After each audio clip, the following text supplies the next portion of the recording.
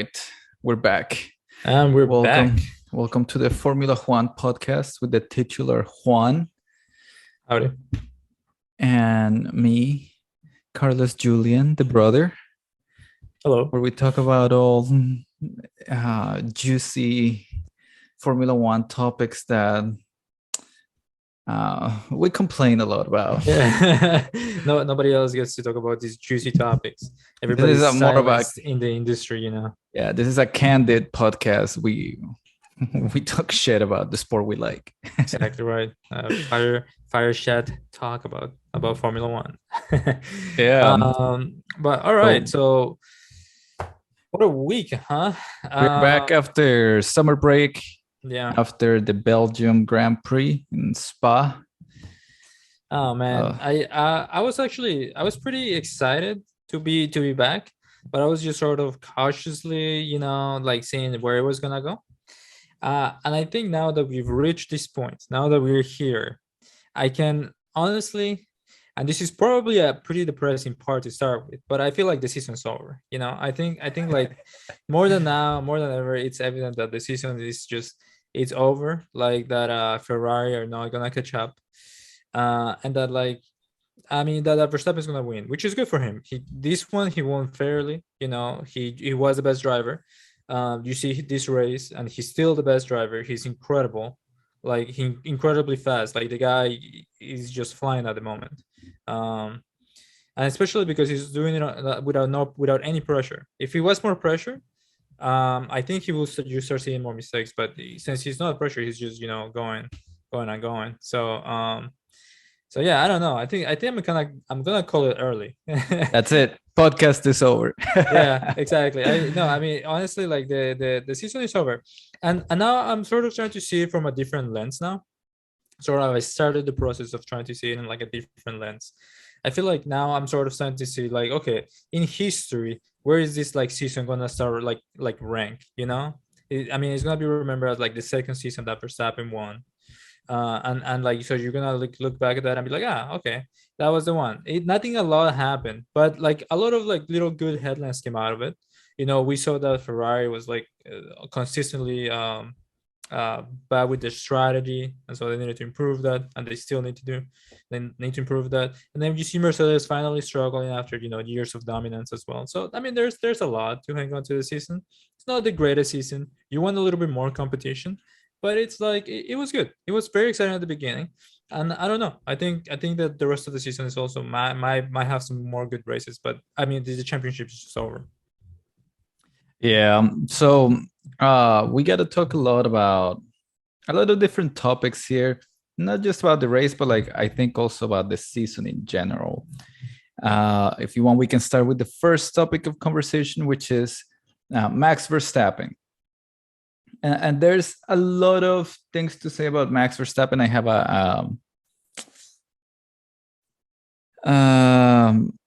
a lot of different topics we can talk about. We can go straight to topics in the race, but when we were watching, yes, let's first talk about the race.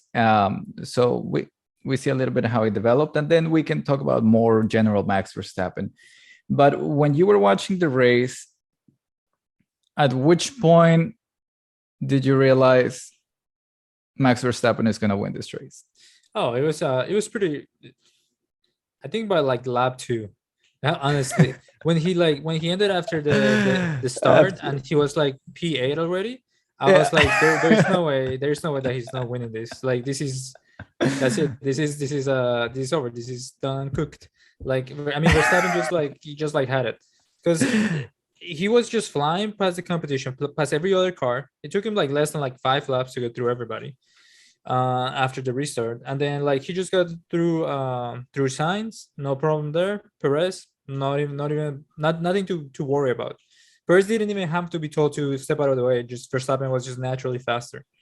And so like for there, it was just like oh, okay. I mean, I think I know the way this race is going. I hope something else happens, but even if something else would have happened, I think they were completely winning. Yeah, the moment that the first lap ended, and then I saw Verstappen was P8, and I'm like, didn't this dude just start like P14? Yeah. How did like he's already made up 6 spots? Like Well, that's it. It's over. I actually, if you look at the replay of the start, like it's actually really good. I mean, like Verstappen does a little moves here and there, but there's like, I mean, like he gets past through a lot of people, but then like there's this moment where like Leclerc almost passes him, and then he's like no, and like he manages to squeeze back in there, and he actually saves that pretty cleanly. Like uh, it feels like the driver that Verstappen is when like he's driving fairly, you know, like he can do the moves. But there's points like when you start seeing it with Hamilton, when like he like loses it and like starts doing like completely just like dirty stuff. But in this one, I thought I was like, okay, this was good. Like this was a good pass and a really good drive from him. Yeah. So that's all like we really had to talk about the race from Max Verstappen. I think the guy was just, I mean, the best driver overall this weekend. Yeah. Nobody could match him. But there's a lot of things to say now of Max Verstappen now as a driver. I think he has a good history of always being like really fast, Yeah. really good, Mhm. aggressive. Also, his personality is quite aggressive as well. Yeah. Very stubborn.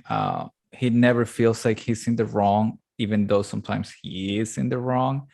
Um, but I think this is just who Max Verstappen is and probably will be until like Uh, he gets way like maybe in 5 or 10 years it'll be different. I But don't know. I feel like he's already been changing a lot since like he started. When he started, he really was very, very aggressive as a person and as a, you know, in his driving style as well. You know, like that I think was always evident. But I think as he's mature in Formula One, he's actually starting to become a little bit more chill about things. Like I think he's proven in a way to himself that like he actually is the best driver and he doesn't need to be all aggressive and all this all the time. okay, At least yeah, at least in his I current see it. mood. At least In in his his current in mood. his current state, he's like that. I think he's also a very well-rounded driver. I saw his first Yeah. lap on board as well, and there are some risks that he just like slows down and sometimes lets people pass, and he's okay with that. Yeah. He's not trying to stick the car, like try to make like a crazy move. He's more Mhm. like, all I need to do is bring it home. Like if I just let the race come to me, I can make it happen. I don't have Yeah. to be aggressive or try for like any crazy moves here, anything too desperate. It's on the first lap. Like Mhm. it's a long race, and he just like settles into the race so smooth. Um, so yeah, I can see that. Even though he's aggressive, he's learned to keep that or To to hone it restrain back. himself. Yeah, to hold But himself back. but then you started seeing it again, you know, at the end of last season when like I mean, like he was trying to really keep his cool, and you could tell that he was trying to, but at the same time, he was like losing a lot of ground by the end of the season to the point where I feel like he started doing desperate things. So I don't know. I mean, for this season, he was relaxed, and the relaxing part of him is never gonna leave him. Like he probably notices this about himself that he's driving more relaxed. So he will try to be more relaxed in the future when he's, you know, fighting against Hamilton or something or Leclerc next year. Because I mean, it's paying off, but at the same time, if you could have those, you know, go back and rage a little every now and then, who Yeah, knows? I think that's what people. This is where like Formula One specifically has like this funny thing that we love the underdog, but once the underdog becomes fully dominant, Yeah, yeah. we don't like the underdog anymore. Mhm. Uh, Yeah, and then the thing, for example, is that Max Verstappen is probably entering for the next 5 years a period, like for the next 4 years, a period of time where it looks like he's just going to be really dominant, and yeah. Red Bull just seems like the very well-rounded team. Mhm. um, he's in the best car, he's in the best team. um, and this is something that happened with Lewis, where like he went to the best car and he went to the best team and he started winning everything and he was just relaxed. And it isn't until somebody pressures him that like people start like, what is it, rooting against him. Yeah, exactly. So like Lewis was super calm during the Nico Rosberg. He was winning for the first 2 years, and then that relationship got really tough. And especially in 2016, when Nico was actually being dirty and trying to like Yeah. push Lewis like to try to beat him. Eventually, he did, and then same like on 2017. Lewis is relaxed against Vettel. 2018, kind of like the same thing. 2019 with Bottas, like this whole Bottas never went anywhere. Yeah. Like at the whole time, Max and Red Bull are like on this slow ramp up, trying to catch up to Mercedes. And Lewis, the whole time while he's at front, he's just relaxed. He's winning. It's just a master class, kind of like Verstappen in Spa just now. He's like, I'm gonna start from the back. My car is faster than everybody else. I'm gonna overtake everybody. Nice and easy. Nice and easy. It's like the Verstappen fans currently don't say anything that like, oh, he's in the best car, therefore he's right. Exactly. He's passing everybody. Like we haven't gotten to that point yet. But at some point, if he just wins all the races, no matter what position he starts in, people will start like saying like, oh, he just wins because he's in the best car. This also happened with Lewis. Yeah. And then Lewis, no matter which position he starts, he goes through the field, he passes everybody, he wins. It's just a master class every single time. Even if he makes a mistake or they penalize him, he just still wins the race because he's just so dominant. And it isn't until he gets like a match, like somebody that is just as good as him that is fighting for that position, which is Max Verstappen, that they push each other to like really try to beat each other. And that's like when it gets exciting. And then you start seeing like some mistakes from both Lewis Hamilton and then from Max, where their drivers just pushing each other the whole time because they're like at the top of their game. By the way, a battle which Lewis won, technically speaking. Like Lewis, at the end, like he was actually showing off how to do it. Like Verstappen played the end of the season very poorly, psychologically speaking. He literally started losing his cool and everything. But I think after you would see like Hamilton after the races, and I feel like he was trying to like get inside Verstappen's head, just like the way that he delivered his interviews. The way that he said that like he celebrated in the podium and everything, I feel like I really think he was trying to get into Verstappen's head, and I think it was working. In my opinion. I think they should have won in the season, by the way. I think Verstappen played like a really strong season, and then towards the end, I think Lewis just had the experience. Like when you see Verstappen crash in Saudi Arabia during the pole position, like you can see like, okay, Verstappen is losing it a little bit. He's making mistakes. Also during the race, like he does the brake testing. He also does the overtake out from the outside, like a really weird overtake. Also in Brazil, when like Lewis is coming from the field and then he just he doesn't even turn. He doesn't even turn. Like a really high speed too. It was a pretty disgusting maneuver. So there's like those things that like Verstappen is like, okay, when you have somebody that like can match him, like now I have to get like the book of like dirty tactics. But I mean, I'm not saying that Lewis is perfect. I think Lewis also has his tricks. I think in Saudi Arabia also, when they were doing the restart, and then Lewis is like more than 10 car lengths back after the red flag, and he's doing like, you know. I think also in Abu Dhabi, when Max Verstappen kind of ran him off, and then Lewis went off on the first lap, and he got like over a 1 second advantage, and he didn't give that back.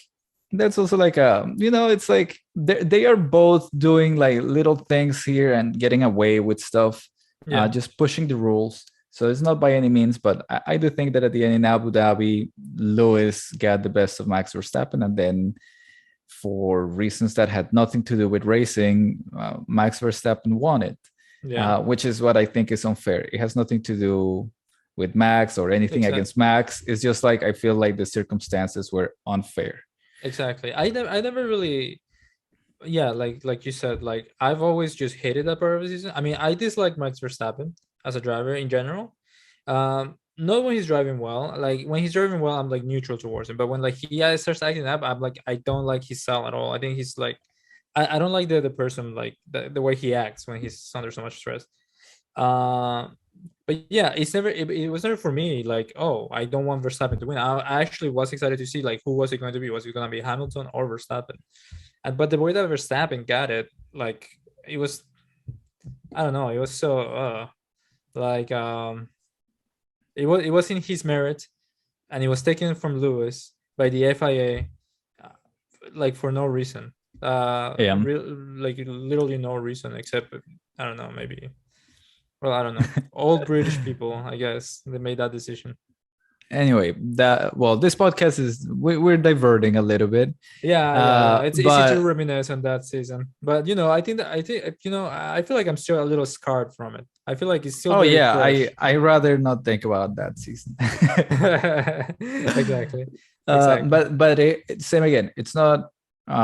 It has nothing to do that Max Verstappen won. It's just like I think the FIA ruined like a perfect season. Yeah, whether regardless of who would have won lap. In the last lap of the last race, of the last race, they just messed it up. So it's just very frustrating. Yeah.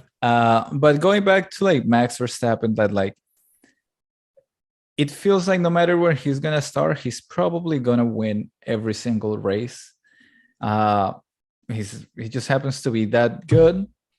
But he still hasn't gotten to the point where people are like, oh, I don't like watching the sport because Max Verstappen wins all the time. Are we gonna get there? Is he only winning because he's in the best car? And these are all questions that like people were saying about Lewis Hamilton. But this is the thing. Like, I feel like people don't say that about Max Verstappen because all of the teammates that have been in the same car, they can't do what Max does. Mm-hmm. Exactly. And I feel like it was the same way with Lewis Hamilton when he was in the best car. Yeah. But for some reason, people just hated him. It's like, oh, anybody that's on that car can win it. And I'm like, really? Because all of his teammates are doing jack shit in the same Mercedes, And yeah, it was Nico Rosberg, who did beat him once, and then Bottas didn't do anything. Yeah.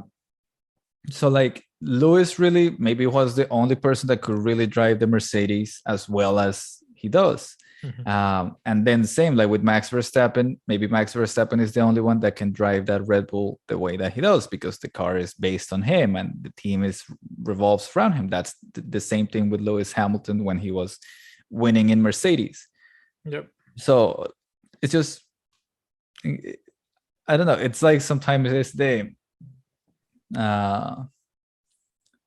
irony, or like people can be a little bit of hypocritical, where like about I'm a Max Verstappen fan, but now everything that they hated about Lewis Hamilton is what's currently happening with Max, and there's no hate towards Max. At least not yet. At least we'll see. Yeah. We'll see. And it's kind of funny because the more that he wins and the more that I see him perform and like race the way that he does, it's beautiful. Like you're just watching, like the meme, like you're watching a master at work. Yeah, exactly. It's like that's literally what I'm watching. I'm watching history in the making here. Mm-hmm. Yeah, he's a really good driver. Like he is the best driver in the world right now, no question about it. I mean, like you could argue that Hamilton's still driving and driving at his best, but like he's also like on a car that's not winning. So like when you see it from like the top, the fastest car doing his job, but by the way, by a car that was like tailor made for him, like Red Bull made that car for him, and it's like years of build up. They said like Max Verstappen, they saw it very early, like since 2017 or 18, that you put him on that vehicle and the guy will drive the shit out of it, and they said like we're committing to that guy, and they literally built the entire car around him, and like it's paying off. I mean, like, yep, that's an incredible call by Christian Horner, if you ask me. I hate the guy, but there's no question that like the guy understood the game. That's like, you look at a good driver, you build a car around that driver. And then that's how you win. Eventually, you create a good car for that driver so they can win championships. And that's what they did with Verstappen. They essentially tailor made that thing for him. And now you like you're saying, like you're seeing him at work, like driving that thing to perfection, just knowing when to pass and just dominating the race. I was actually when as soon as he passed, Perez in like lap like 20 something or something like that, maybe even earlier. I was like, oh, I'm like, it's like this is like watching Schumacher all over again, like just leading the race, except that it's like unequal cars, like or like in Yep. better driving cars. So it's I felt that way. I was like, okay, the race is over. Verstappen's just gonna lead it the entire way. And I think the Red Bull, I think it was kind of a lie earlier in the year about reliability. I think it's a perfectly reliable car. So yeah, I never doubted it. Kind of like when Ferrari's leading, I'm always like, I don't know. Are they are they gonna explode at some point? What's gonna happen? But with Red Bull, I'm just like they got it managed. No problem. So Yeah, there's a couple of things here. Ending on the Max Verstappen topic is, uh, there's a couple of world records that he could break this okay. year. One of them being the record for winning the most races in a single season. Oh really? The record I think currently belongs to Sebastian Vettel or Michael Schumacher. I don't know who it belongs to, I'd be but surprised it's if it wasn't Michael. but I think it's 13 races in one season. Okay. Max Verstappen has won 9, and there's 8 races to go. So no, I has to win like just half of half of those them, to half of tie them, and it. then he tied. Yeah, Yeah, and then I want extra to win it. He might. He actually might, and that would be, that would be a real litmus test to see if Verstappen is gonna be one of the actual greatest, as opposed to just like a good driver that happens to win a few times. I actually think that those type of records are like typical of like or topical of like good racers, of like good drivers. You see like a lot of people that break those records tend to be like the best drivers of all time. yeah, Like Senna, Nigel Mansell, all those people that usually hold them for a while. So yeah. yeah. The other record he could also break is the one from Sebastian Vettel, which is how many races won in a row. Versus Which the one in a current row. record is nine wins in a row by Sebastian Vettel. So Ooh, Verstappen is currently at 3. oh, maybe. I mean, that relies on Yeah, that's like 6 races he'll have to. yeah. I I mean, think so that's more difficult, but I think he could potentially do it. I mean, maybe in standard board. I mean, I don't know, because the thing is that the Ferrari is looking very good for that track. Yeah. So But yeah, that's all I have for the Max Verstappen topic. I don't know if you have anything else for that. no, I get to talk about everything that I want. Okay. Okay, next topic of conversation, which is similar, but not just specifically about Max Verstappen, but we're going to talk about the best car right now in Formula One. Ferrari or Red Bull? Oh, Red Bull. And like, yeah, we might say Red Bull here, right? But like when just finishing the topic we just did before, Zandvoort is actually a track that is more suited for Ferrari.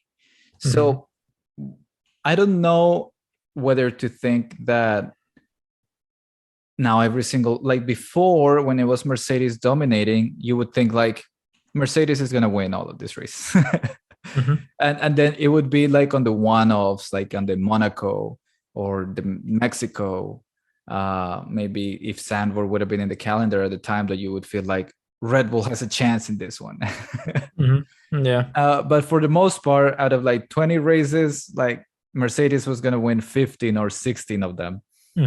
And then it wasn't the ones that they didn't It was have like that. Monaco or like Hungary used to be like the two where like they had a shot. Mexico for whatever reason. Yeah, Mexico. Mm-hmm. That like the Red Bull had a chance. Yeah. And those were like exciting because you're like, oh, we're gonna have like some fights, Yeah. I don't know if the Red Bull car has that dominance like the Mercedes car used to have. So, well, I don't know if we should go race by race as to which tracks benefit one car better or the other. But is Red Bull like definitely the best car in the grid? Oh, I think so. I would say so because there's still there's still more amount of races which are like power tracks than there are like curvy tracks. You know, like slow down or low high downforce tracks. You know, I mean, we have Zandvoort. Yeah, Zandvoort, which is a high downforce. Yeah. We have Monza, so that's Red Bull. Yeah, that's Red Bull. Probably. We have Singapore. That's probably for Ferrari, I would think. We Maybe have even Japan. the Mercedes that though. Yeah, Japan. Actually, I don't know. That one is Japan reminds me a little bit of a longer Zandvoort. Yeah, it kind of is. It's kind of like a balanced track, really. Okay. Yeah. Then there's COTA, Circuit of the Americas. Oh yeah. That one's probably more power too. Yeah. Yeah. There's Mexico.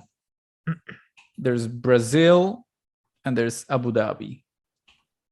So Mexico, actually, I think all of these tracks, the majority of them favor Ferrari. Like I think Zandvoort is Ferrari, Singapore Ferrari, Japan I think is Ferrari,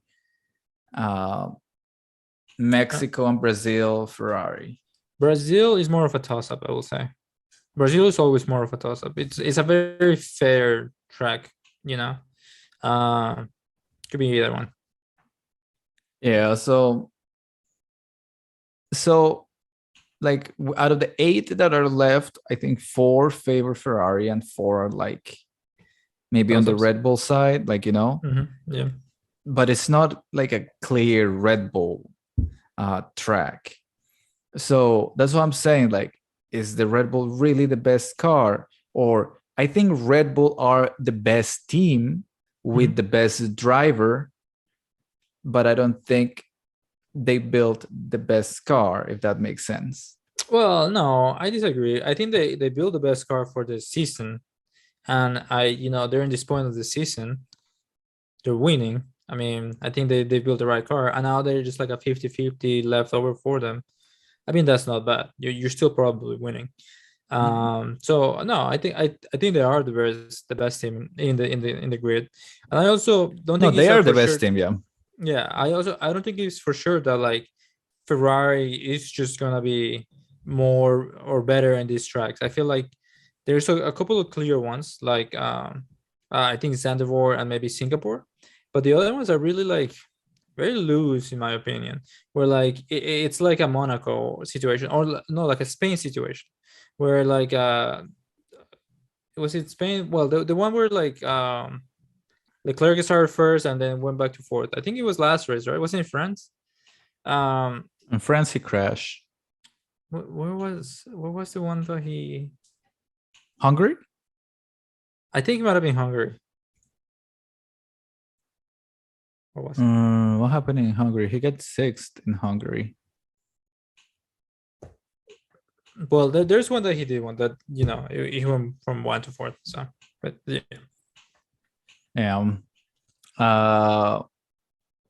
And then the other thing that I wanted to ask here is, which one do you think is the best car out of the rest? The best of the rest. I think that the top team is definitely Red Bull. And then after that, the next best team is Mercedes, but they don't have the fastest car. Like I think Ferrari is definitely faster. Yeah, as a team, they're much better. Yeah. So I do think that the best 3 teams, or well, actually the best 2 teams are Red Bull and Mercedes, but Ferrari just are in that mix because they have a really good car, but not a really good team. So those are the top 3. But aside from those 3, which is the 4th best? Oh, I think Alpine are coming ahead on that one. I think it's pretty obvious that like the input. Well, I don't know if it's Alonso on his own, but I know that like since Alonso joined, they're actually moving forward quite a bit. Like the past 2 years, like the car has improved a lot, and even though they're not like winning races yet, I think they're like getting closer to the top than like McLaren's is. I think McLaren's had like a really good season last season, but for some reason they were not able to replicate that with the current iteration of the car. So yeah, I don't know. I think Renault is a clear fourth or best of the rest for this season. They've always been there consistently, like in the points. No, it's almost not a question that they're gonna be in the points at this point. Mhm. So yeah, no, I think that they come out on top on that. I think McLaren probably comes fifth, and then uh actually I don't even know if McLaren is necessarily fifth. The Aston Martins are pretty good still, and the Alfa Romeos show that they can race as well, and every now and then the Hasses. So it's kind of like all the other positions kind of shuffle around, but I think Renault or Alpine tends to keep it pretty well. They're like the fourth best, right? Yeah, I would say so. Yeah, I think so. Now, uh, based on that assumption that the best of the rest is Alpine, uh, do we think that Alpine are going to get a podium or win a race? It'd be cool if they did. Like it'd be cool if everybody took each other out and like Alonso won like a race, or maybe even Ocon if he was in the right spot. Uh, but But realistically, but realistically, I don't know, because I feel like we're not in a point of the season where it's so contentious that they're gonna start taking each other out. So I think Leclerc is still gonna be careful because he still wants to finish ahead of Perez and Sainz. Verstappen is not gonna have any reason to be aggressive, and then Verstappen and Perez and Sainz, you can just they never really are all that dangerous on their own. They're very consistent drivers. They don't yeah, really crash into other people. I don't think I think the hope of seeing uh, a team from the midfield get like in the podium is it's a nice hope to have, but I don't think it's a realistic one, right?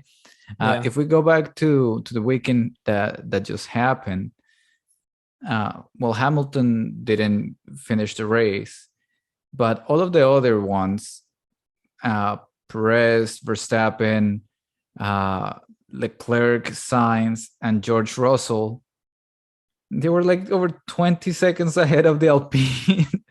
yeah, Where like yeah, Leclerc almost got a free pit stop, but exactly.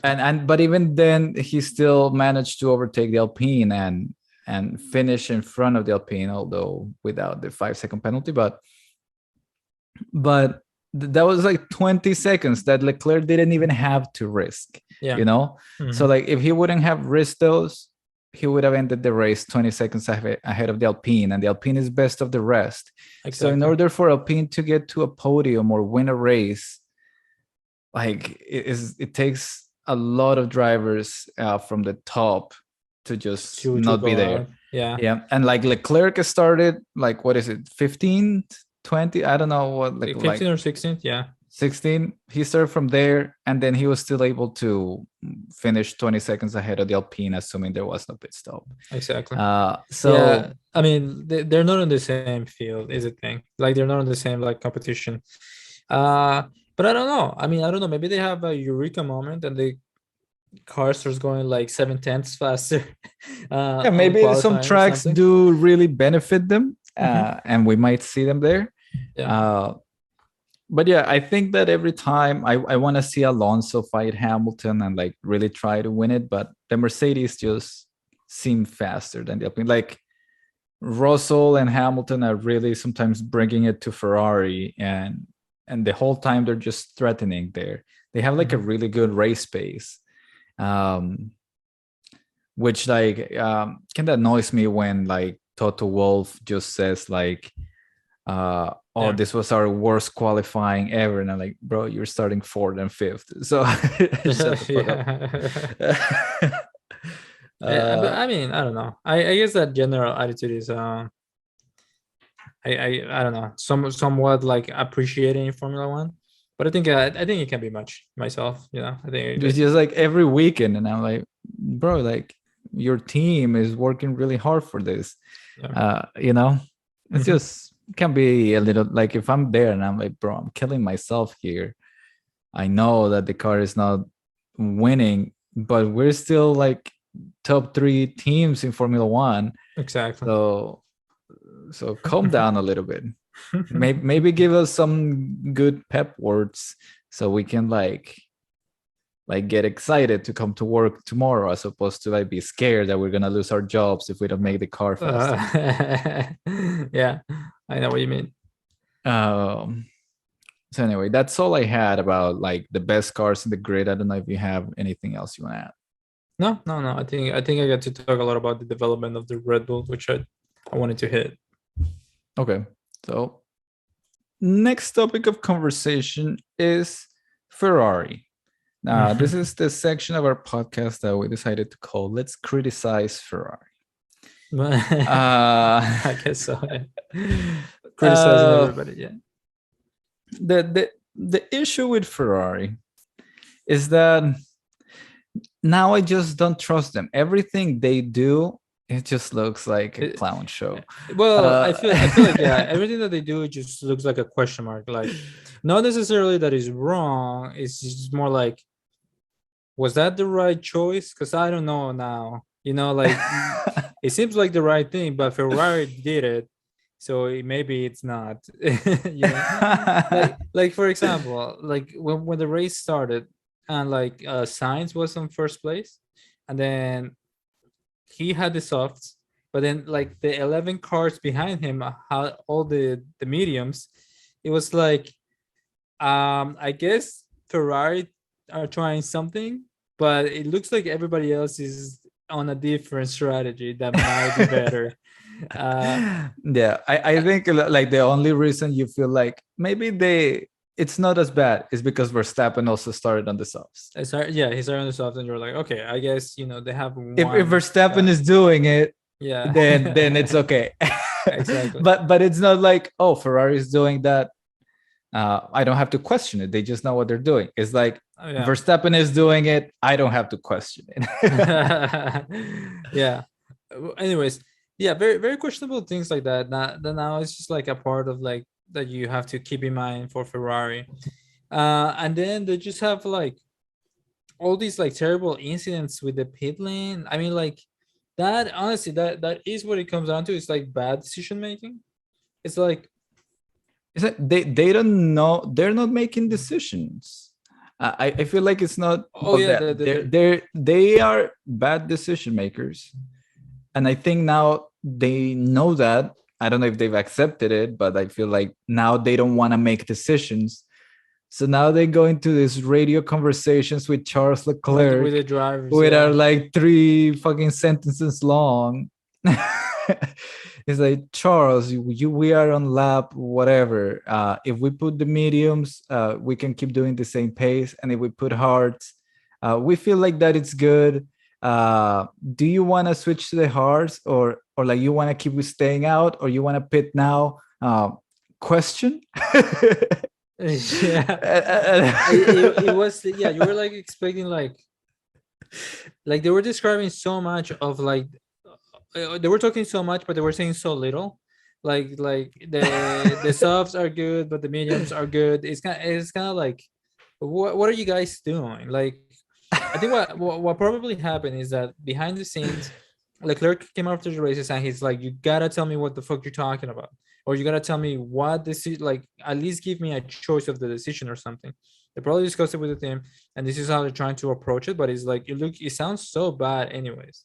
It's like the guy is not looking for you to tell him like the two compounds are fine. The guy is saying like, okay, well, you gotta suggest to me like one or the other, and then but like give me a choice why I should take one over the other. But then like the guy comes on the radio and he's like saying nothing. Yeah, I feel like they don't know how to give Leclerc context, right? Like exactly. I feel like they were saying that like he could stay with the mediums, or he could go into the hards. Yeah. And I think probably when like he heard we can go into the hearts. He probably had flashbacks and PTSD from last time in Hungary. It's like, maybe. yeah, don't give me hearts, but what Ferrari failed to tell him is that there were drivers on the hearts already on the hearts, yeah, that were doing just fine. Yeah. So like they need to say that it's like, you want mediums or you want hards? There are drivers on the hards doing really good times. So what do you want? Yeah, Which exactly. I feel like it's also wrong. I feel like they should take the decision. They have all the data and they can see like the degradation of the tires and see everything that like how they're evolving, and like they can see the other cars and tell him, hey, let's bid for hearts. Exactly. But like they have the data to back it up. But when like it's not the same as like the last time in Hungary, where like let's bid for hearts, when they had all the data to show that they were not working. That they were in the wrong compound, and everybody that was on those hearts was in the wrong compound. Yeah. So like they had data this time to be able to make the decision. But yeah, like you say, I think in the background, obviously we don't know what happened like behind the scenes. Leclerc really said like, guys, you have to tell me like that there's other options, right? Like and then give me the choice. Yeah. And I feel like Ferrari did that, but like also when I hear Leclerc's answer, Leclerc is like, I don't know, man. The mediums feel fine. Like he doesn't know. He just replied, I don't know. I guess the mediums feel fine right now, but like that's not the decision. Like it's more like you should say like, okay, this guy and this guy are in the hard and they're putting like faster times as they were in the mediums, and then that's all you need to say. Or you can say like, you can say these guys went on the hards, they're doing the same time as the mediums that they were in before, or something like that. And then and then give him a choice. I don't necessarily think it's like the worst to like communicate like straight up just information to them and like ask them for like little feedback, because I think especially Leclerc, he's not like he just drives, right? He's not a great like decision maker himself. Like I think I've talked about this in the past, but when you see him in his Twitch, when he was streaming, and like he would like make his own pitch strategies, they weren't like the brightest. He didn't do like the smartest things per se, because that's not his job. His job is to just to drive the car and to like put it on, like you said. And I think it's good. It's like, really, Leclerc shouldn't have to be in this position. Hamilton is not really in this position a lot of times. They just say like, we're pitting you, and then boom, they put their hearts on, and then Hamilton keeps going. And it's like, Hamilton just believed that whatever the team did is working. Whatever they read the data, and that is what they decided. And there are times where afterwards or like in the middle, he complains, but then he's like, oh no, it was the right thing. And there are times where like he feels like, I'm on the right tire, I just need to stay here for longer, and he won't pit. He's like, I'm gonna stay in this tire for like 1 or 2 more laps, and it's my call. And he just like, there's something that Martin Brundle was saying, the broadcast is like, the drivers do really have a connection with the car. They are one with that machine. Exactly. Like if the car like twitches, like the cell where they sit down is molded to their bodies. Like they mold their fucking ass onto that chair. On the chair. So like the butt cheeks just sit perfectly where those butt cheeks go. Exactly, comfortable. Yes, like it's just perfect. And then once that seat is made, the rest of the capsule is made so he can just be there and drive. And then everything that the car, if it moves a little to the left, the driver feels that. If it moves to the right, they know that when like they feel the car understeering or oversteering, they know how to make those corrections, like, or they know that they have to make them. Now, whether they're good or not are making them is another thing. That's the driver skill. But the drivers do really feel everything in that car. They're also low to the ground. Like once they sit there, they are one with that machine. Exactly. So when like Lewis Hamilton is driving and then he feels like the tires feel fucking fine to me, and you're telling me to pit, and then he keeps going for an extra lap or two, like he's won with that car at that point in time. Yeah. And then He he's taking understands it. and he takes the feedback from the team, whether to say like, okay, now I can listen to your feedback. There's a balance. And I feel like that's something that perhaps Leclerc and Ferrari have not found yet. Yeah. And probably Leclerc hasn't found yet. I feel like, unfortunately, he's not in the team that can do that for him. And he has to now develop a part of his racecraft that he never had to develop before. This is something that I think Leclerc will. This is a season where he will learn a lot about, like, I have to learn to make my own decisions in the car and not fully rely on the team. And I think that's good. Yeah, I mean, I think it's good, but I don't agree that he has to, like, because. Well, no, he has to this year, but I don't feel like as a driver he should do that. Like the team should just build the team around him. Yeah. I mean, true. I mean, it does help him to grow in a specific way, but yeah, I don't. At the end of the day, I don't think the team should be asking their drivers like that. I mean, they to some extent, yes, but not to like that level of detail. So I think it just looks a little bad from Ferrari. Among that season where like it's going horribly, like the decision making. So it just puts a lot more question marks on like what is going on that team. Yeah, I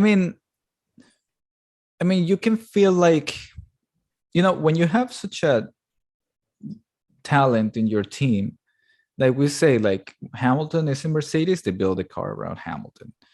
Verstappen is in Red Bull, they build a car around Verstappen. Even like Norris in McLaren, they're building the car for Norris. Like these are just things that like the team is investing into the talent, and they're building a team around that talent because they know that they're gonna get where they want to be if they put their chips there. Like it's the same reason that, for example, maybe Cristiano Ronaldo is having issues finding a new team because he's like 37. At 37, usually you think that soccer players are already like going out. So like, what are we going to invest 5 years on Cristiano Ronaldo? And we don't know if he's going to be at the peak of his game at 42, So like, people don't like to invest on that sort of thing, and he has issues finding teams. But that's not the issue with Charles Leclerc. Like, and like, I know that some drivers can just go into the team. Like, for example, I think Lewis Hamilton can go into a team and build a team around him. I think that Fernando Alonso can do the same thing. He can go to a team and make sure the team revolves around him. There are drivers that can just do that. I don't think, for example, I think Verstappen can probably do that right now, but I don't think he always could. I think it was a Red Bull recognized we need to build a team around him. Also, same for Norris. I think Norris perhaps could a little bit, depending on which team he goes. But I don't think it was Norris's decision to build a team around him. It was McLaren that decided we need to build a team around Norris. And I think Ferrari have not come to that realization yet, that we need to build a team around Leclerc and empower him and give him everything he needs so we can get where we want to be. And now Leclerc is doubting himself. Now he's like, now I have to develop an extra racecraft, and now he doesn't feel comfortable in the car. Now he also, I feel like also Leclerc is questioning the team's choices, and like he just wants to drive, man. I'm afraid that they are destroying like a beautiful thing, which is Leclerc's driving. I mean, honestly, like the guy can drive. The guy should be in a championship winning car. And it's just very unfortunate that like they're doing that to him, because like they're really putting him in a really bad spot, where like he really is a fantastic driver that, like, on paper could probably win a few championships, I think at the beginning of the season I predicted at least one, maybe two. But like they're putting him in this very awkward, difficult spot that like he has to start making changes to the way that he's approached and he's approaching the team and all of these things, where like he should be thinking about winning races. He should be thinking about winning, like focusing on the driving, like trying to like figure out how to strategize better for the team, which is something that they should already just be doing. Every other team does it that way. There's literally no other team that like struggles with this except for Ferrari. Yeah, Ferrari just think that like everybody should be privileged that they're driving a Ferrari. Exactly. And it's just, I don't know. I feel like that mentality hasn't gone away. Like they feel like the team goes above anything else. And yeah, and I don't think so. Like, I mean, I really want Ferrari. I don't know. I'm tired of Binotto. Yeah, I mean, so yeah, that's what I was gonna say. It's the real reason that I want Binotto gone. I think like what he's bringing to the team doesn't feel like he's good for the team. Like, yeah, okay, so he made a faster car. Like the car did come out faster, and like that right there is quite a bit of the way. But like, his attitude, in my opinion, is bad. Like I don't like everything that he says, and like the way that he says it makes me think that like he's not prioritizing correctly what he should be doing. I don't know what the guy's thinking. I don't know what Ferrari's doing behind the scenes, but to me, it's just I see like a lot of obvious signs that I'm just like, I think that's not good management. And yeah, actually, I think like in so many ways, like Ferrari still it hasn't come back to a glory state. It's just built like a car that drives faster sometimes, But anyway, sorry. Yeah, I think that Binotto can definitely bring a team in to build a really fast car. But I mean, we see it. They just don't know how to make decisions, and like that stems from like the top. I want to say that like, oh, maybe that's not the case. Maybe it's like one specific. Maybe it's this engineer. Maybe it's that other engineer. But like, if you have somebody at the top that just knows how to make and commit to decisions and make those like snap decisions like on the fly, that person can take over everybody, be like, you got to do that, now you do this, now you like. But I feel like I think that's like Toto Wolff. I think that's Christian Horner, like whatever Toto says is like, yeah, that's the decision there. Exactly. He made the decision, that's the call, we're gonna do it. And then that's what Toto said. Like I never feel like in Ferrari it's like, oh, that's what Binotto said. I actually feel like I don't think Binotto knows what the decision is. Like he doesn't know what the choice should be. So they're like hey, it's like, we'll get back to you on that. Yeah. Everything is like that, and it's like everything is like a process of like asking this person, asking that person. I was like, it's why it took him like 20 laps to let like Sainz pass Leclerc when Leclerc was obviously faster. It's all those things, you feel like there's a lot of frictions in the way in which they operate. And I do think it's mostly because of Binotto. I don't know, maybe there's a good manager there somewhere. Like maybe we just need to give him more time, but like, I don't know. In my opinion, he's performing very poorly, just very poorly on this past year. Like it's shown that like the team is really not in a state where it can reliably win. Not because it doesn't have the faster car, but because they just don't know what they're doing strategy wise, and there's too many like processes that are not correct. In their thinking. Yeah, Formula One is like a sport that like there is like a beautiful balance you need to achieve, where like you have all the data and you can almost predict everything that's going to happen via computer.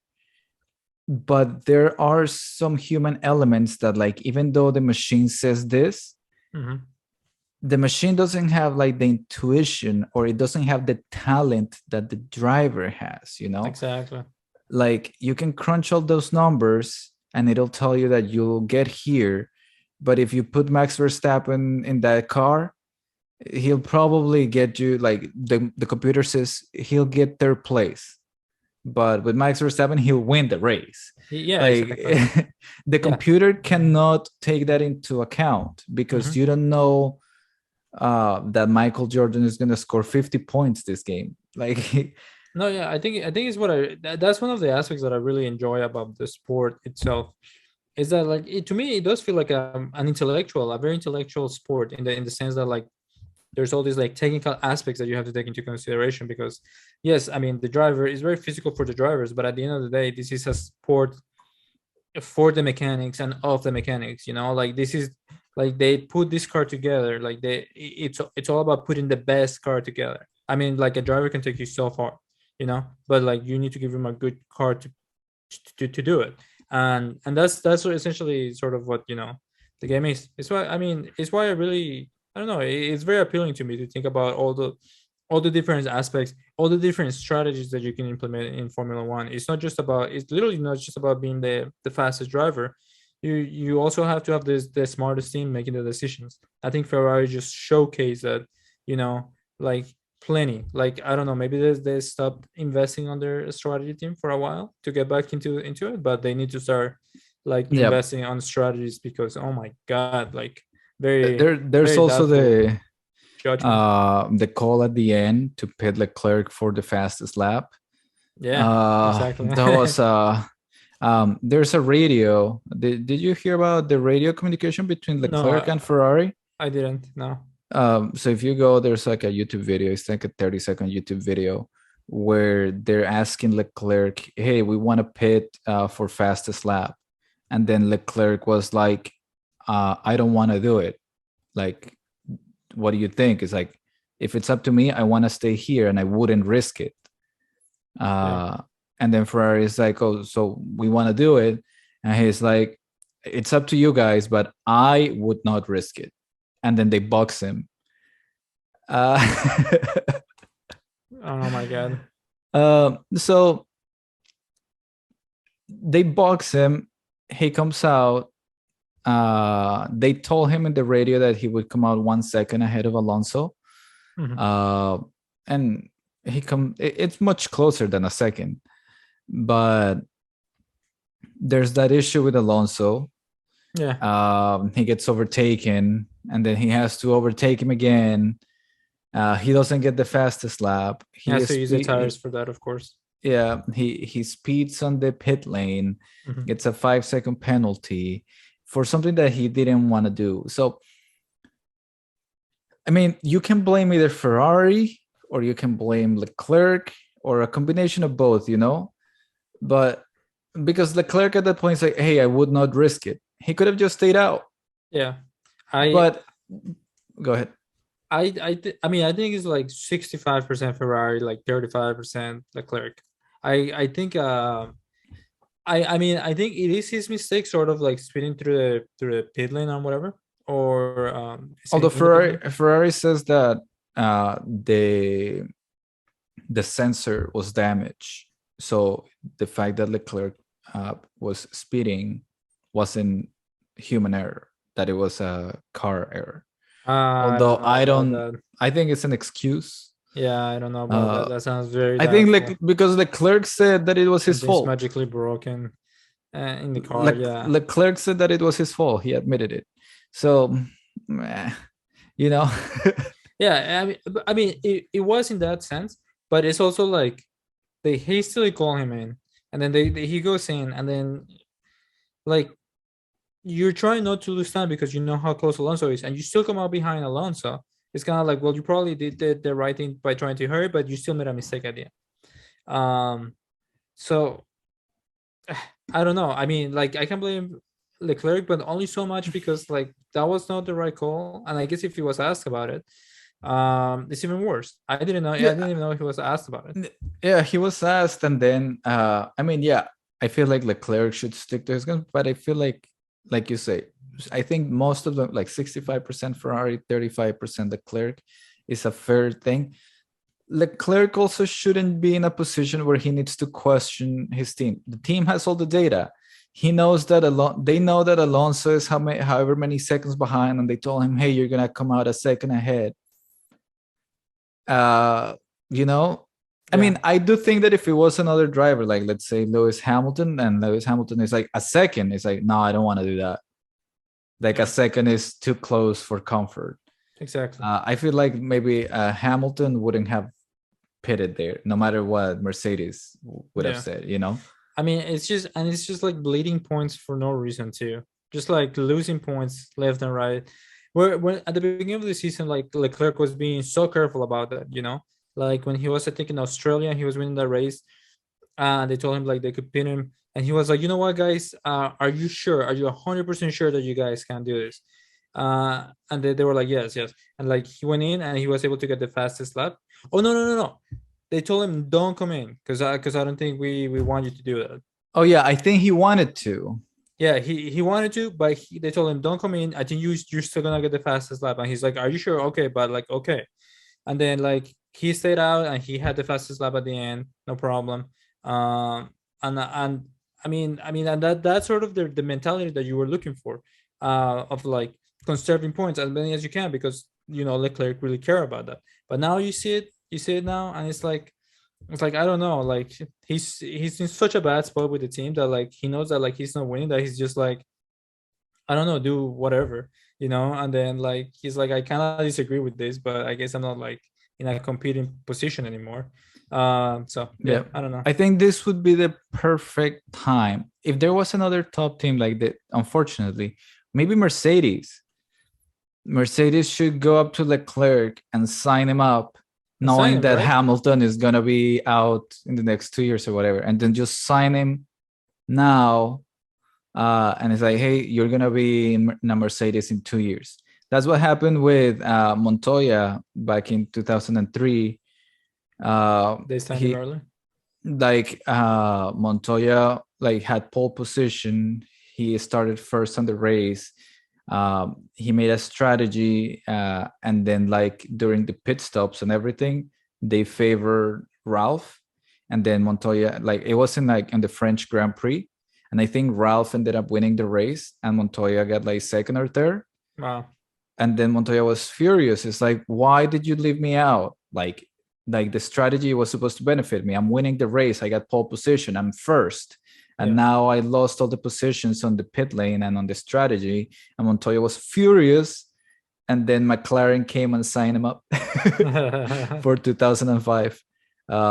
So everybody knew that Montoya was there in 2003 in Williams and then 2004 Williams. But from the beginning of 2004 and end of 2003, Williams already knew that Montoya was going to leave. Wow. Crazy. So I feel like Mercedes should do that. Just sign Leclerc up. It's like, Yeah, I think so too.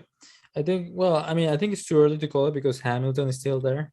yeah, you still Uh, don't know when Hamilton is gonna retire. yeah, but Uh, I have been saying for a while that I wish Leclerc was on Mercedes, so that they could like, well, so that like you will know what a good team is supposed to be like, you know, or like what the top team like can't treat him like I'm like base the car around and all of these things. Because like I don't know, I think Ferraris are too proud of themselves, and they want to build the car that they want to build and not take the drivers into consideration, which is a horrible mistake. So yeah. Anyways. yeah. So that's all about Ferrari. Unless you get anything else. Okay. Okay, so I ran out of topics. I don't have anything to criticize to the FIA. Yeah. All right, I do have a topic for you. All right. So since you know, like we were talking at the beginning of the podcast, you know, I think the season is pretty much over. I think, you know, we can all say that Verstappen is clearly ahead and it's not looking like he's gonna stop. There's like 8 races and he's like over 90, over 100 points ahead at this point of Leclerc and, you know, Perez, which is never gonna beat him. So the season's over. So my question to you is, what are you expecting to see the rest of the season? Like, what are you excited for? What are you looking for the rest of the season? I mean, it's 8 races. So, in your opinion, what do you want to see? So what I'm expecting and what I wish are two different things. All right. I'm expecting Max Verstappen to own it up a couple of times, show some OP stuff. Yeah.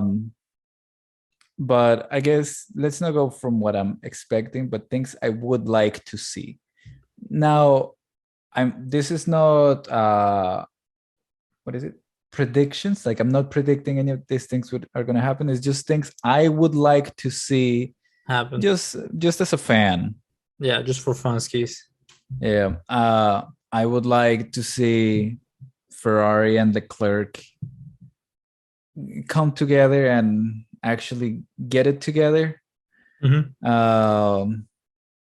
That would be nice if they finally catch, like at the end of the season, like their stride, that they understand one another and how to get to the top together. I would like to see that. I also would like to see Mick Schumacher signed a deal in like at a team, because I feel like right now he doesn't have a team. I think they're gonna bring Giovinazzi to Haas next year. Oh my god! Which I think is a mistake because Giovinazzi is awful. Yeah, Giovinazzi is not good, but neither is Schumacher, if we're gonna be honest. Yeah, but I prefer Schumacher over Giovinazzi. Yeah, but I mean, I think they want to develop that car, and they're starting to see that like a more experienced driver might be better. So yeah, and actually, I was gonna save this for later, but since we're talking about Mick, I think it broke out pretty. I mean, I don't know. Maybe it's just a rumor, but my app told me that Your what? Well, I don't have an app. It's more I have my sources. Okay, my sources are telling me that apparently Mick is severing ties with all the with the Ferrari Academy. They're like, I think this is his last year in the Ferrari Academy, and I don't think they're gonna resign him. Exactly, meaning that like he's no longer really tied to Ferrari in name, which has is essentially the contract that they have with Haas. I don't know if that means that like he's immediately gonna not be in Haas, but it's a sign that like maybe he might not be there next year. Yeah, but like the funny thing is that Giovinazzi is a Ferrari driver. Yeah, and I'm like, Giovinazzi sucks. Giovinazzi is awful, bro. Like he's just such a bad driver. He was slower than Kimi. Yeah, I always Kimi was at his worst. Yeah, I always say that like when Leclerc came to Ferrari, when Vettel was there, Leclerc was better than Vettel. Yeah, everybody can see that Leclerc is better than Vettel. But then if you think about before Leclerc got there, it was Vettel and Kimi, and you could say like, okay, Vettel is better than Kimi. It's just like we can all see it that the one that's gonna win the championship would be Vettel, if anything, over Kimi. So when Kimi goes to Alfa Romeo, and then you have a younger driver that is meant to be better, hungrier, wanting to win, which is Giovinazzi, and the dude cannot beat Kimi on any fucking weekend. Exactly. And Kimi's at the worst of his career. Kimi's like bored out of his mind. He's like driving accidentally into the back of drivers. He's not even looking ahead. and he's still beating Giovinazzi. Yeah, every race. And the fact that Ferrari are picking Giovinazzi for their driver academy over Schumi is like, what are you guys doing? I think the only reason is because he's Italian. It's like Ferrari, so too, we need to support an Italian driver. And I'm like, bro, your Italian driver sucks, man. Yeah. Like, stop trying to make fetch happen. It's not. It's a bad representation of how good your drivers could be. Because no, unfortunately, the guy is I mean, he doesn't crash or anything in that sense. I guess he had a few incidents, but like he's overall not that bad. The only thing is that he's just not fast at all. He never really showed that much talent to like being one of like in like a Formula One car to begin with.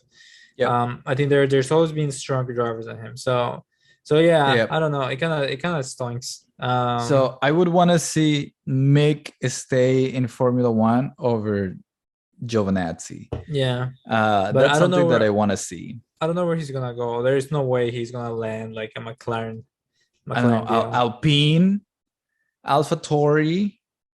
Uh, that's it. That's all I got. Maybe Williams.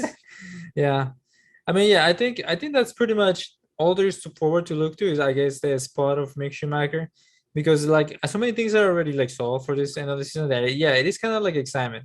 It's gonna make the recaps after the race a little bit harder because we're gonna come out and be like Verstappen won again, and then what, you know, but like I mean, I think maybe the other storyline is about who gets second place. It is kind of a heated position, you know, between Perez, Which Leclerc shouldn't and be. It should Sainz. be Leclerc. It should honestly just be Leclerc, and then what might happen, like it happened last season, is that like Sainz ends ahead because they managed to fuck Leclerc some other way, and then you're gonna add in more stress and more doubt into a driver that doesn't really need that. Like Leclerc doesn't need any more doubt in him, Yeah. and I don't know. I just to me that's like I don't know, not great, Yeah. not good, but we'll see. I mean, that's just something that I'm looking out for.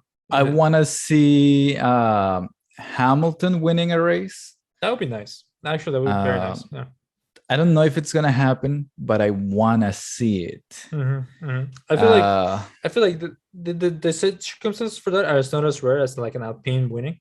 I feel like if Verstappen doesn't end the race and Leclerc maybe also like has an issue, his tires like needs to change and loses like 20 seconds at an hour. I think Hamilton could be in a position where he's faster than Perez and Sainz, that he could maybe snatch a race somewhere. But it's not that easy. But I think it's at least more feasible than like somebody else. So we'll see. And also Russell, he needs to be faster than Russell, which for the most part he is.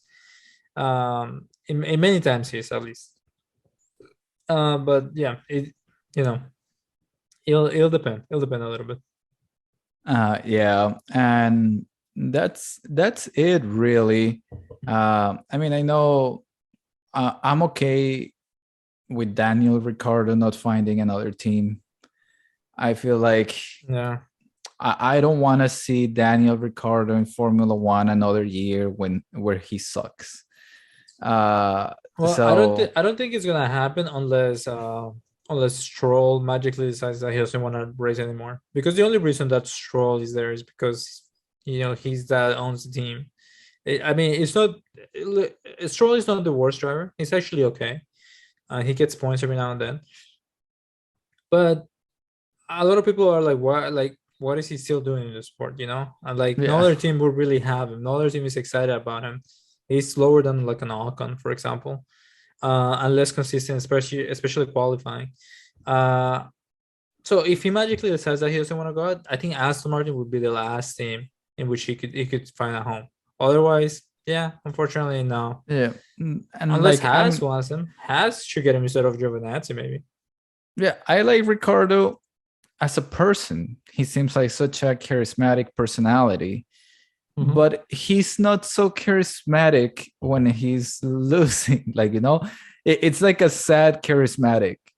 It's like, how is it going? It's like, I know that you didn't get the best result. Yeah, I didn't get the best result, but life, like, fuck, man, it's sad to watch you. It's kind of a bummer. It's kind of, I don't know, because you like. I don't know if he's in decline. I tend to think it's more the car's fault. Like the car didn't fit him at all, and he's an older driver, so like changing his driving style is a lot more difficult.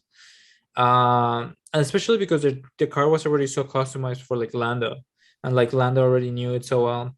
I think they were just making him more for him also. But the car also is like has a lot of issues as well. So yeah, he didn't adapt well to it.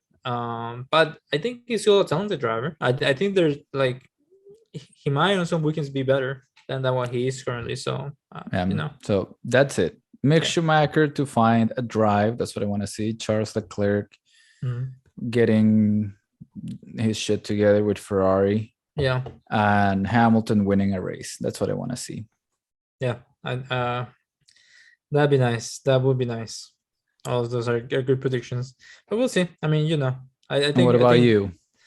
no, I think those are. I think that encompasses pretty much everything. I mean, everything too that I wanted to That cover. I don't know. I really don't have anything else. I guess yeah. I kind of do wish that Leclerc will find like a nice balance for Ferrari. I tend to think actually that a lot of the progress of the car for the Ferraris, I mean, it's been on Binotto's years, but I think it's mostly been Leclerc's input as well. I feel like he actually has gotten the car into a faster place than it was when like Vettel was there, for example. And he's like pushing it forward. So yeah, I mean, I think yeah, I think those are some other things to look forward to. Now let's do the rankings for the Formula One World Drivers Championship. All right, let's do it. So Max Verstappen. I'm gonna give him a 5 out of 5. Easily dominating this race, no question about it. Sergio Perez. Sergio did fine. He did his job, and he ended up ahead of Sainz. But he was never faster than Verstappen. I'm gonna give him a 4. I go 4.5 even. 4.5. Let's do it. Leclerc. Leclerc was doing okay. I don't think at any point in the weekend he looked faster than Sainz, though. I'll say that. And I think, I mean, he has a couple of good moments, but nothing that showed me that like he was like brilliant or anything. He did finish the race in the spot that he should have driven it, but he ended up behind Russell anyways. So I don't know. I'm gonna say a 3.5 because he pulled his way back from the midfield, but unfortunately not much more than that. All right, Sainz did pretty good.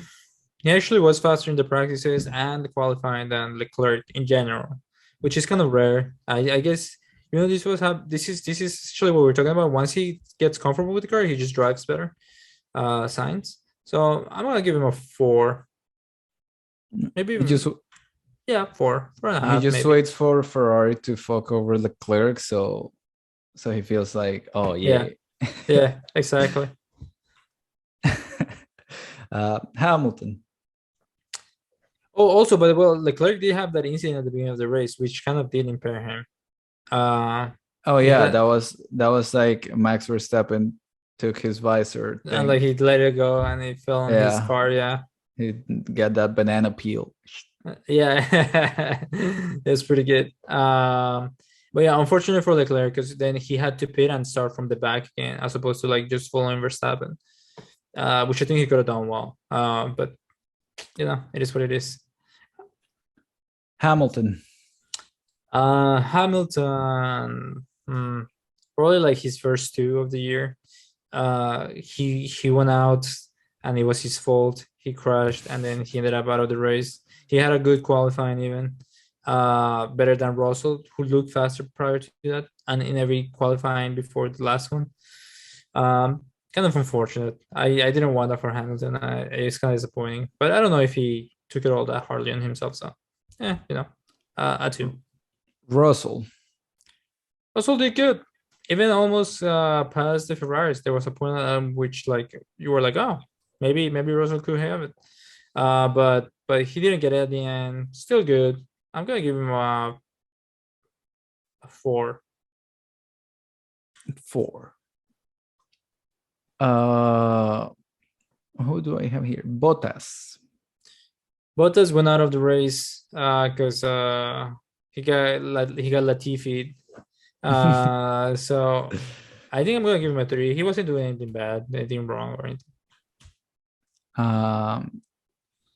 Joe. I didn't see Joe at all. I don't remember that damn thing that man did. I'm just gonna give him a 3. Nothing outstanding. He wasn't in the points. Yeah, I got 14. Yeah, I don't know what he did. A 3? Yeah, a 3. Who do I have here next? Norris. Norris did okay. I think. Where was he? He was like 11 or 12, right? Yeah, Norris got 12. Yeah. Nothing exceptional. I think he was just trying to drive the car, but this obviously wasn't a track that was going to suit them. I'm gonna give him a 3. I don't, no, 3.5. I mean, I guess he did as well as he could have. Ricardo. I'll give him a 3. He was just behind Lando and really didn't keep up well with the pace. Just did okay, but worse than his teammate. Ocon. Ocon. Okay, this is gonna surprise you a little bit.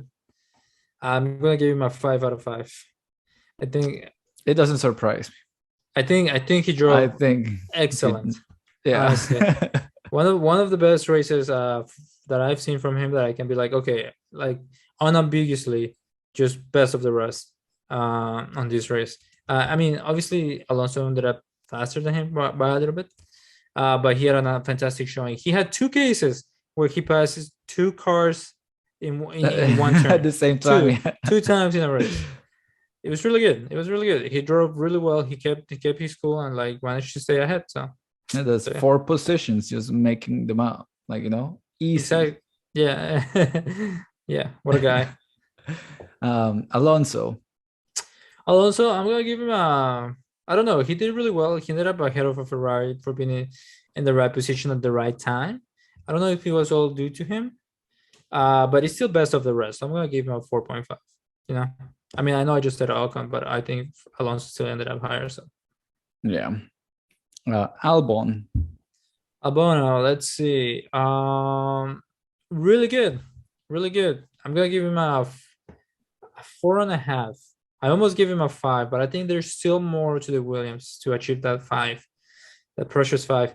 But because I think and then just win 1 point, what he did was really good. He defended really well. He defended for a lot of laps. I didn't know if he was gonna make it.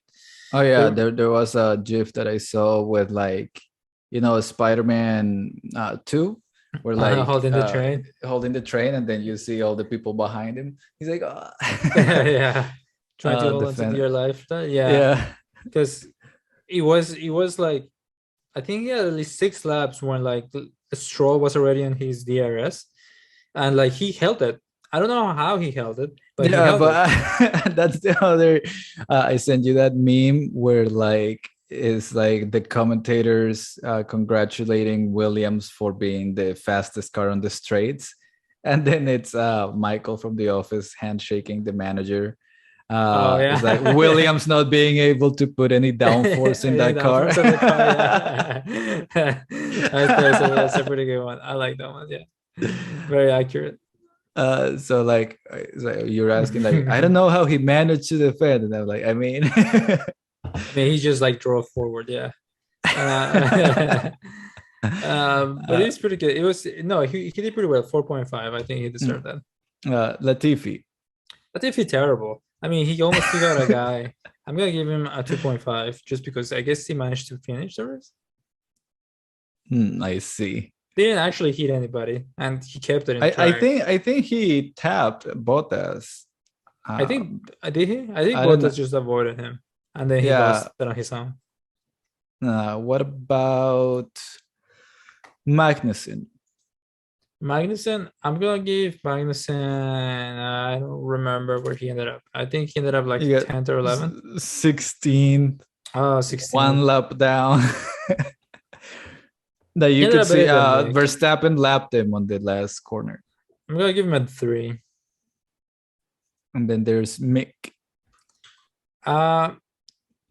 Actually, looking back at the footage, I think Mick is a 2.5. He drove so badly this weekend. And it's not like super bad, but like there was a point where like he got passed like by like pretty much everybody, even Albon passed him. And then there was a point where like he was trying to defend against Alonso, but he made a mistake, and like Alonso just like literally passed him. And then I think when they showed the replay, or when I watched the onboards, they didn't even show his mistake. I feel like the Formula One is trying to cover up for Mick. Anyways, at least that's my conspiracy theory for the week. But no, I don't think he drove well. I think it's a 2.5. All right, Vettel was doing okay. He almost drove his Actually, he almost drove Stroll out of the fucking track. I remember that. It was pretty close. For like to be like fighting like that hard with your teammate. And then there Yeah, was Vettel is like, I'm out of this team next year anyway. yeah. So I'm fighting every single point here. Yeah, and I think there was oh yeah, when he was passing Gasly and like he tried to time it so that Gasly wouldn't have DRS. And I actually, looking back at the footage, I agree with Vettel. I think Gasly took advantage of the DRS even though he was behind the line prior to or that he was ahead of Vettel prior to crossing the The line. detection point? Yeah. And because I saw the replay and Vettel said, because I was like, oh, Vettel outplayed himself. He didn't realize that Gasly was slowing down, so he passed him before the line. But Vettel in the radio said, like, no, I didn't pass him before the line. I tried to time it so that I wouldn't pass him before the line because he didn't want to get outplayed. And you look back at the footage, and Vettel didn't pass him before the line. Gasly crossed it first, and so that's when Vettel like lost that position to Gasly, and then he also lost it to Ocon on that same turn. And then he eventually went on to pass Gasly, but it's like at that point you're like a net zero, you know. But is that part of the Formula One highlights? It wasn't on the highlights. Or... It was on the video on the what's it called, on the onboards. Where do you watch the onboards? I think it's the last Formula One video that they released actually. Oh, so if you go to the Formula One videos, top 10 onboards. Yeah. I think it's like the second or the third one. Actually, it's actually one of the less interesting one to them. Well, it's the top 10. So is it the top 3, top 2, or? Oh no, it's like the ninth or the eighth. The 9. The Okay. top 9 or top 8 or something like that. And you can hear the radio Vettel? Yes. Let me see if I can find it here. Yeah, like 3 minutes, 3 minutes and 20. Okay, let's see this. 3 minutes 20? Oh no, this is Stroll.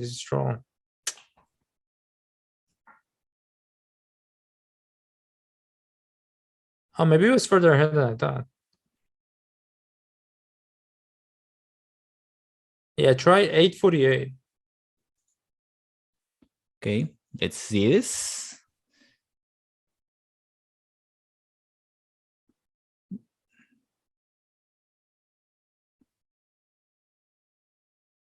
See, so Vettel's behind. And he doesn't pass him until the line, yeah. Oh yeah, you can see Gasly's car in front. Yeah. I mean, unless there's a different line that No. So the line is like, well, you turn there, you have the DRS there, then you have the end, the finish line. Yeah. And then after the finish line, there's a DRS detection point. Like I can see it. And I see the car of Gasly ahead of Vettel's. Like I can see the front wing ahead of Vettel. Yeah, exactly. So I thought, oh, Vettel like didn't drive that well this week, and like he made a couple of mistakes. But then I went back, and he says it on the radio. He's like, if you go forward a little bit. Yeah, I'm watching it. At 9:30 something, 9:30 maybe.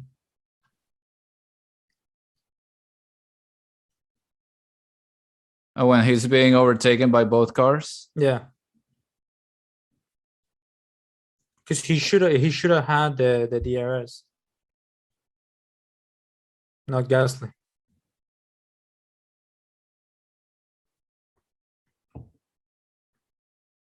Yeah. I mean, Vettel does overtake Gasly afterwards very nicely as well, though. Yeah, but he ends but up he shouldn't have zero. to. Yeah, exactly. Okay. So yeah, I don't know. I don't know. Because I thought that the DRS system was like not enabled by the drivers, but by like the computer. Like the computer told you if you could do it or not. Yeah, like even if you press it, I thought that there was a computer that doesn't let you. That it wouldn't let you open it, right? Yeah. Because you don't deserve it, or you're behind. Yeah, correct. So yeah, I don't know how it works. Yeah. Again, maybe it was a different line or something, but he looked like it was behind Gasly at all points. So no. Anyway. So what's the score for Vettel? Anyways, I'm gonna give him a. Actually, I that improved his impression with me. I'm gonna give him a 3.5. So Okay. it's not incredible, but he also didn't finish in the points. And Stroll? Oh no, he did finish in the points. Oh my god, Okay. he ended up 8 actually. Oh yeah, Vettel. Yeah, Vettel had a good race. Yeah, let's give him a 4. Maybe a 4.5. No, 4. So. And then a Stroll. Stroll did not end in the points, and he ended up behind Alex Albon. He couldn't pass Albon. I mean, like that's not good. I'm gonna give him a 2.5. No, a 3. Let's give him a 3. It's not that bad. Okay. And Gasly. Gasly, he did fine. He ended in the points. And then 9. Yeah, people say that like he had a really good race because he actually started from the pit lane. For the car that he had, yeah, actually that's true. Let's give him a 4 as well.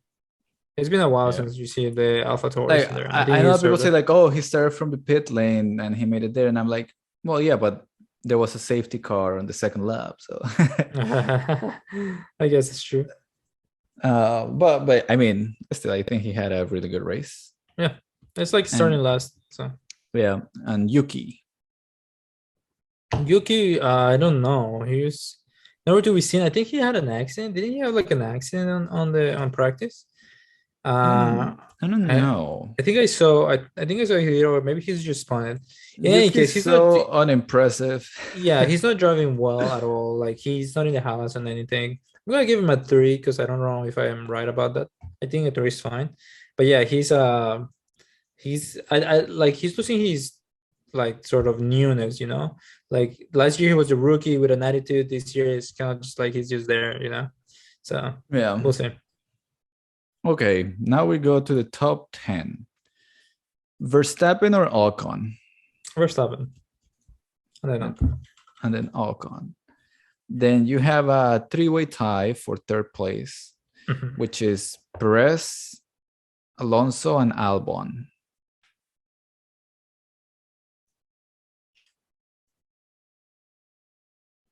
Probably Alonso. Then I think Albon, then Perez.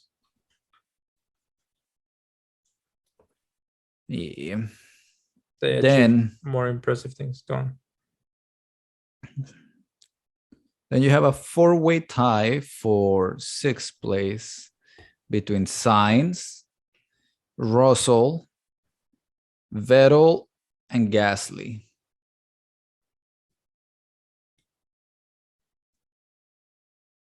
Russell first. Then Sainz, then Vettel, then Gasly. Okay. And then for the 10th place, you have to decide between Leclerc and Norris. I'm going to choose Leclerc. I think so. Norris didn't even end in the points. Yeah, not that impressive. Okay, that's it. Another week. Another week on the books. Next week is Zandvoort. Yeah, not Verstappen's home race. Last weekend was. I'm just kidding. Technically speaking, he's from Belgium. Everybody. Yes. He was born in Belgium. He just claims he's from the Netherlands. So technically speaking, the next one is it's his home race, not the previous one, which is funky. I wonder how Belgium. No, the previous one is the home race, not the next one. Technically, yeah, I guess so. But I don't know. I wonder how Belgians feel about that, about Verstappen just like not claiming that as his home. I know, right? because he's always just represented by orange and the Netherlands. Yeah. In the crowds and stuff. So yeah, I wonder how they feel about it. Interesting. Yeah, I don't know. I mean, you do see a lot of Dutch fans in the stands for Spa, but I think they just come from the Netherlands Like and they they just just the come over. crossover. Yeah. Yeah. Yeah, I don't know. I don't know how they feel about that. Very funky. Yeah. I do like, for example, did you see the trophy for Spa? I don't remember if I see it Yeah. now. Yeah. A So picture I might recognize. What was it? it's like it's the circuit shape, which is, I think it's a little unoriginal. I think all of the circuits are doing that now, where like they do the shape of the circuit into like this metallic piece. But the one that they did for Spa was actually made from the tree, like from a river, from like the circuit. So they made they make it with the wood from the area. Interesting. And then inside, inside of the circuit, there's like a piece of glass with like water, which I don't know if it's water from the river or whatever. Oh, And I see it, yeah. and it has fragments inside the water, which are fragments of the rouge. Rouge.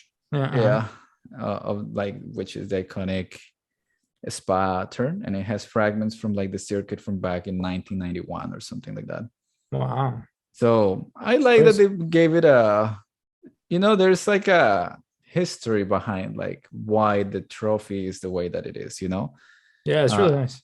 As opposed to like, I don't know, was it Hungary or the French? I think the French trophy, which is just a circle or something. No, the French trophy was like a little pillar, and it has the name of the sponsor.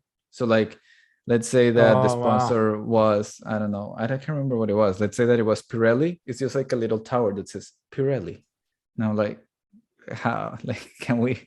That's so stupid. Please, like, yeah, like make the trophies memorable. I like the old Silverstone golden trophy. The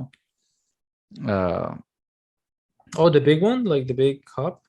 Yeah, it's a cup, like, and it's gold. Yeah. Like, it was a little much, but I guess it was what you expected from that circuit. Yeah, like, give it, like, some personality. Personality. Now all the trophies are like a big tower, which with a name, or they're like the fucking wire looking circuit. Oh yeah. They just look like the circuit, but like as a plaque or something. Yeah. I hate those, and I'm like, please, just, what happened to old trophies? They used to be nice.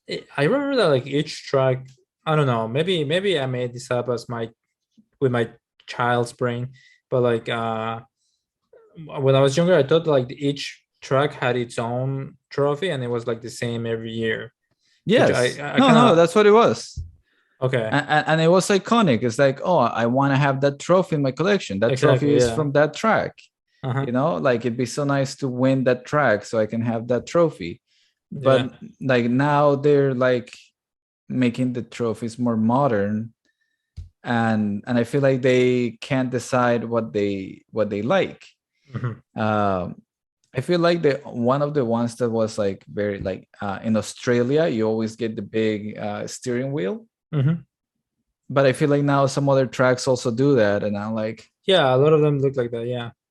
So I'm like, come on, man, just come up with your own cup. Like, your own design. Yeah, I don't know. I feel because I thought that was the case, but I wasn't 100% sure. But yeah, I don't know. Those are just some of the ways in which the sport has changed, but maybe not for the better, not for the worse either. It's just, I feel like they could go back to that. And I think it would be nice. It would be better. Yeah, just have a cup. Like, there are so many ways you can shape a cup. And make it original. Like, and especially, you're from some European country that I'm sure has a lot of culture, or like, I mean, there are all these different places. You could come up with something that's like really signifies it, and then just make that like every year, maybe like a small variation or something. But Yeah, like an engraving or like a different drawing. I don't know, just something original. There was a French trophy which was like the a little gorilla statue of the gorilla. Yeah. with the Oh, yeah. that would have been perfect. Like if every year is just that If trophy. it was like that, yeah, it would be Yeah. cool. Like Yes. you will want to have that in your collection because it's I want to have the cool. gorilla. Yeah. Yeah, exactly. And it wasn't even like in gold. It had like the three colors, right? Yep. Yeah. And that would be cool. I agree. That would be nice. So anyway, that's All right. it. All right. See Thanks, you all everybody. next week for Sandvort. Bye-bye.